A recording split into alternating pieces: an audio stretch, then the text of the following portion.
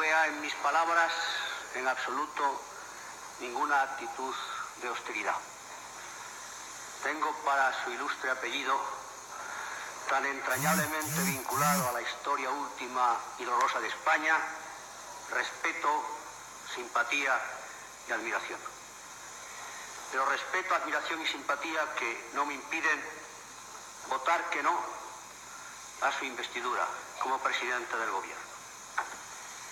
Las razones son claras. En primer lugar, el gobierno que formaría su excelencia sería un gobierno monocolor de la Unión de Centro Democrático, que tendría forzosamente que responder al programa electoral del partido, como ha dicho por otra parte su presidente en unas declaraciones de estos días, y tendría que cumplir imperativamente los mandatos de la Constitución. No consiste gobernar solo, como dijo el señor Calvo Sotelo, en elegir. Consiste en elegir bien, en elegir al servicio del bien común, en ir perpetuando las adhesiones e irlas incrementando. Y es cierto que no se perpetúan las adhesiones ni se incrementan las mismas cuando, como el propio posible presidente del gobierno afirmaba, que hay un clima generalizado de desencanto, de desesperanza, de inseguridad y de pesimismo. Un sistema político, cualquiera que sea su nombre, no se justifica solo por unas declaraciones programáticas o estampadas en el texto respetado de una ley, porque obras son amores y no buenas razones, sino sencillamente por sus hechos. Y el bien común al que debe servir un gobierno, y este será un gobierno de UCD, que no puede manejar las palabras continuación, continuidad y continuismo, porque una de las tres cosas, y las tres son exactamente la misma, es evidente que no respeta ni ha garantizado, al menos en estos años, los ingredientes sustantivos del bien común, que son el derecho a la vida, el derecho al honor, el derecho a la propiedad privada, que es la garantía de la auténtica libertad, e incluso el derecho al trabajo. El derecho a la vida, porque parece que el derecho único que existe es el derecho a matar. El derecho al honor, porque se difama diariamente. El derecho a la propiedad privada, porque se confisca por el doble método de la inflación de una parte de una presión fiscal que está reduciendo a la miseria a millones de españoles. El derecho al trabajo, porque todos hemos denunciado aquí y reconocemos que aumentan en proporciones gigantescas las tasas de desempleo. Y finalmente, incluso el derecho a la libertad de expresión, cuando aquí se sabe y se ha dicho que los fondos de reptiles compran esa libertad de expresión y por una parte se autorizan o se toleran manifestaciones con exaltación de terroristas y del terrorismo, con personas encapuchadas, portadoras incluso de metralletas, mientras se prohíbe una manifestación en la que no solamente se pretendía afirmar la unidad de España y condenar los actos del terrorismo y de los terroristas. Economía, sí. Energía nuclear, sí. Yo me he manifestado en esta Cámara a favor de esa energía nuclear, que es la única que puede salvar nuestra economía en un futuro inmediato, pero mientras tanto, por unas razones o por otras, la central nuclear de Lemóniz se encuentra en paro. Se afirma que hay que dedicar mayor interés a la inversión de los capitales privados y aumentar la productividad. Pero ¿quién invierte si sabe que su inversión es absolutamente ineficaz? ¿Y quién produce si sabe que no existe mercado para aquello que se ha producido?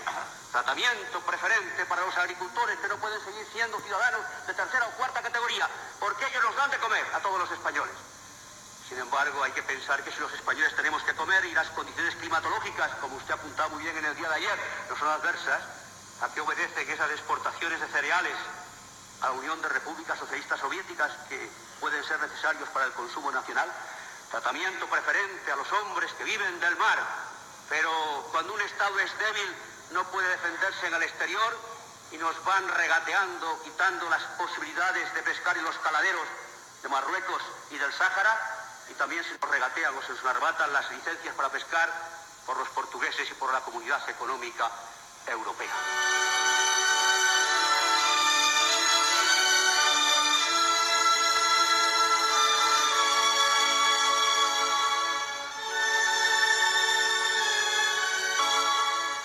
Autonomías y, señor Calvo Sotelo, usted creo que parte de un error lógico, porque usted es un defensor del texto constitucional.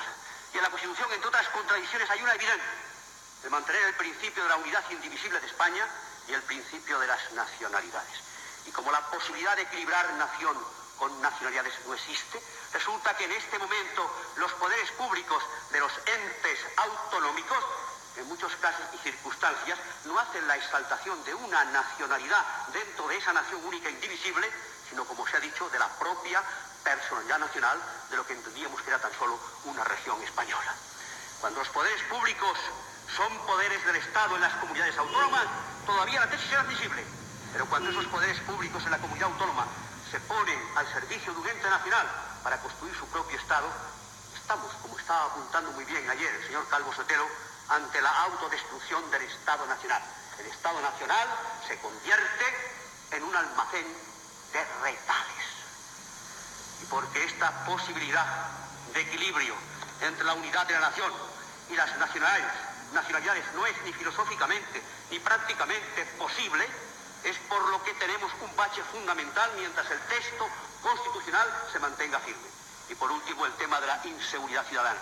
Dijo ayer el señor Calvo Sotelo, y está escrito en el discurso, algo para mí moralmente muy grave.